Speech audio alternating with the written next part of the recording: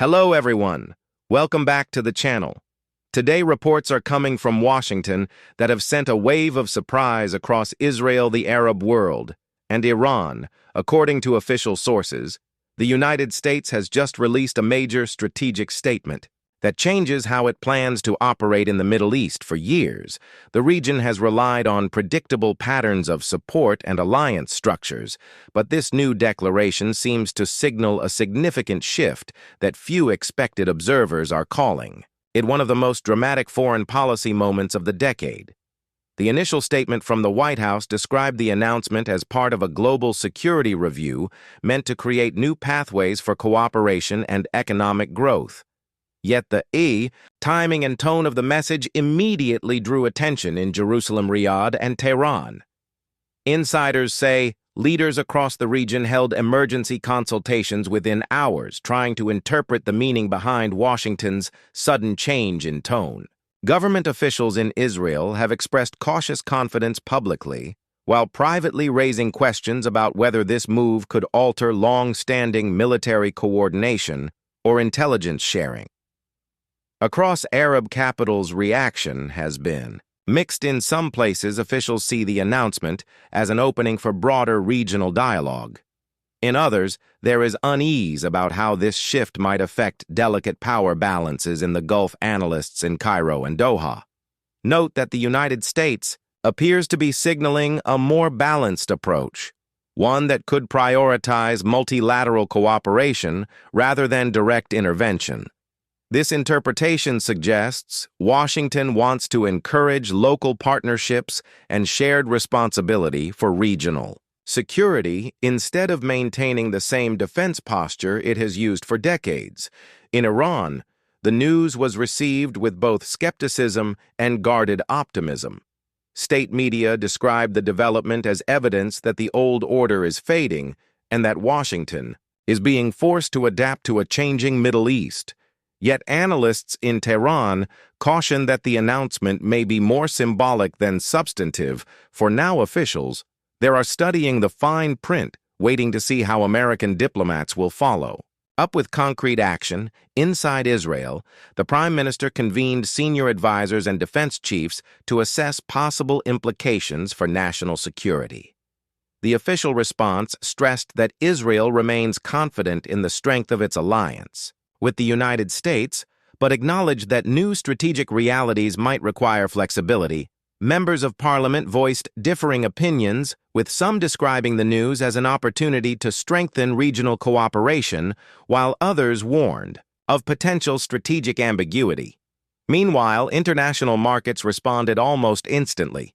Oil prices briefly fluctuated as traders tried to predict whether this announcement could affect future energy routes or defense contracts. Currency analysts noted a momentary rise in the dollar, followed by stabilization, once Washington clarified that no immediate military changes would occur.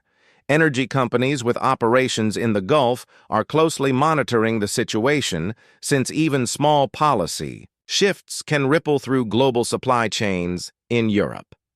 The reaction has been one of cautious interest. The European Union issued a statement welcoming any move that promotes stability, while also emphasizing the need for clarity about what this realignment actually means for ongoing diplomatic efforts, especially those related to trade and energy security in Asia. Policy experts in Beijing and New Delhi are analyzing how this change might open new channels of engagement for regional cooperation, since the balance of power in the Middle East often affects global commerce routes.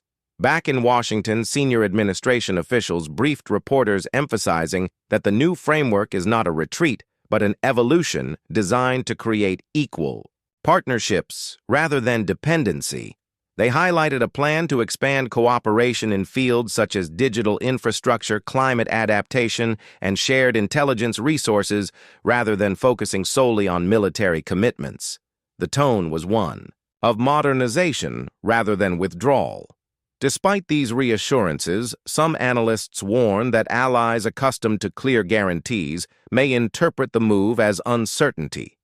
They point out that while cooperation remains strong, ambiguity can create room For misunderstanding Israel, for instance, depends heavily on U.S. strategic clarity and may now feel compelled to diversify its security relationships. Others believe this could actually empower moderate Arab governments to take greater responsibility for their own defense, reducing tensions over time. Across Middle Eastern media outlets, commentators debated the meaning of the phrase strategic balance, which appeared several times in the U.S. announcement. Some interpret it as a subtle invitation for dialogue between regional rivals. Others view it as a sign that Washington wants to encourage economic cooperation before military competition takes hold. The phrase has already become a trending topic on social networks as citizens across multiple countries discuss whether this change represents hope or risk. Inside the Pentagon, sources confirm that defense cooperation projects with Israel and several Gulf partners will continue as planned, but will undergo periodic review to ensure alignment with the new strategic priorities. Officials insist that the move will enhance stability through shared responsibility rather than reduce commitments. However, analysts remain divided about whether this concept will work in a region shaped by long histories of mistrust. In Jerusalem, foreign policy experts gathered for late-night television panels discussing how the announcement might affect upcoming joint exercises and defense funding programs. The consensus was that while the alliance remains intact, Israel must adapt to an evolving environment in which diplomatic coordination matters as much as military readiness. Regional think tanks echoed similar sentiments, urging both Israel and Arab states to seize the opportunity for renewed dialogue while maintaining defensive vigilance. Iranian analysts were quick to frame the announcement as validation of their long-standing claim that the region is moving toward multipolar influence. They argue that Washington now recognizes the need to consult a wider range of actors, including those it previously marginalized. However, within Iran, there is quiet acknowledgement that economic limitations may constrain how far Tehran can benefit from any new diplomatic space that emerges. From this shift, Arab League representatives held an emergency virtual meeting to evaluate possible regional impacts while public details remain scarce. Insiders say the discussion focused on maintaining stability and ensuring that any new U.S. approach respects existing agreements, and sovereignty officials from Jordan emphasized the need to turn this policy moment into practical cooperation, such as trade integration and shared energy initiatives. In the United States, political reactions have been divided.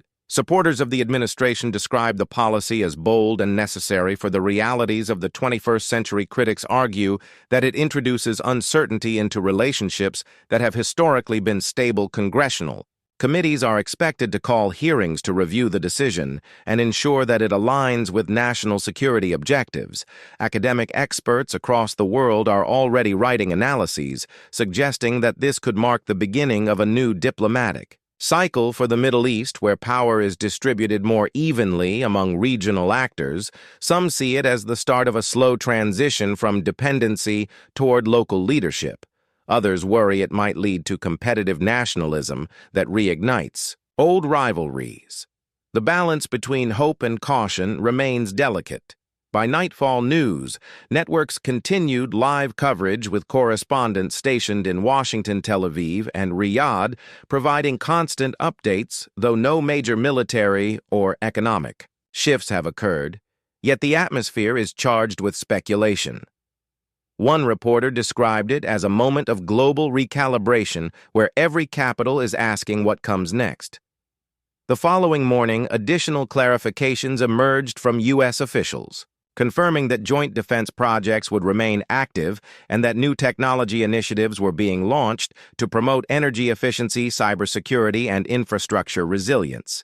These programs are intended to build trust through cooperation and mutual investment rather than reliance on single-channel aid. Public opinion surveys across several countries began showing a mix of cautious optimism and unease. Some respondents view the announcement as a chance for peace through shared interest. Others fear that uncertainty could embolden hardline factions. The prevailing sentiment across social platforms is that transparency from all governments will determine whether this transition succeeds. In summary, the new U.S. announcement has not only shocked the region, but forced every nation involved to reassess its assumptions about power. Partnership and peace from Jerusalem to Tehran, from Riyadh to Washington. Leaders are now confronted with a moment of choice. They can either adapt to a new order built on collaboration or retreat into mistrust and rivalry. As the days unfold, the world will watch closely to see which path they take.